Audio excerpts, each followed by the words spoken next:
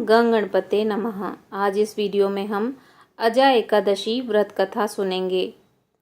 शांताकारं भुजंगशयनं पद्मनाभं सुरेशं विश्वाधारं गगनसदृशं मेघवर्णं शुभांगं लक्ष्मीकान्तं कमलनयनं योगिभिर्ध्यानगम्यं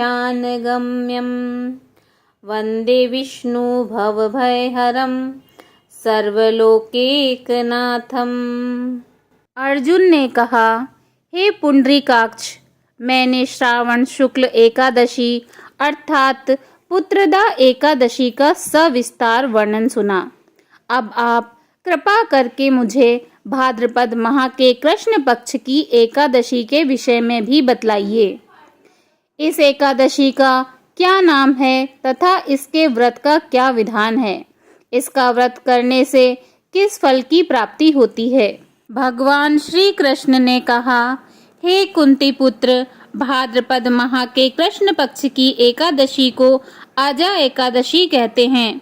इसका व्रत करने से सभी पाप नष्ट हो जाते हैं। इस लोक और परलोक में मदद करने वाली इस एकादशी व्रत के समान संसार में दूसरा कोई व्रत नहीं है। अब ध्यान पूर्वक इस एकादशी का महात्म्य श्रवण करो। पौराणिक काल में भगवान श्री राम के वंश में अयोध्या नगरी में चक्रवर्ती राजा हरिश्चंद्र नाम के एक राजा हुए थे। राजा अपनी सत्यनिष्ठा और ईमानदारी के लिए प्रसिद्ध थे। एक बार देवताओं ने इनकी परीक्षा लेने की योजना बनाई।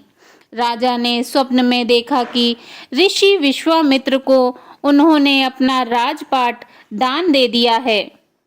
सुबह विश्वामित्र वास्तव में उनके द्वार पर आकर कहने लगे, तुमने स्वप्न में मुझे अपना राज्य दान कर दिया। राजा ने सत्यनिष्ठा व्रत का पालन करते हुए संपूर्ण राज्य विश्वामित्र को सौंप दिया। दान के लिए दक्षिणा चुकाने हेतु राजा हरिश्चंद्र को पूर्व जन्म के कर्म फल के कारण पत्नी, बेटा एवं खुद को बेचना पड़ा। राजा हरिश्चंद्र को एक डोम ने खरीद लिया जो शमशान भूमि में लोगों के दाह संस्कार का काम करता था। स्वयं वह एक चांडाल का दास बन गया।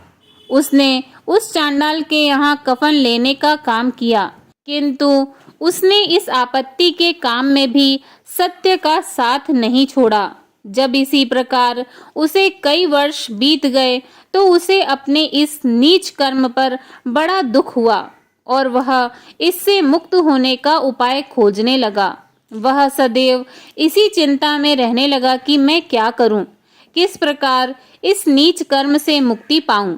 एक बार की बात है, वह इसी चिंता में बैठा था कि गौतम ऋषि उसके पास पहुंचे।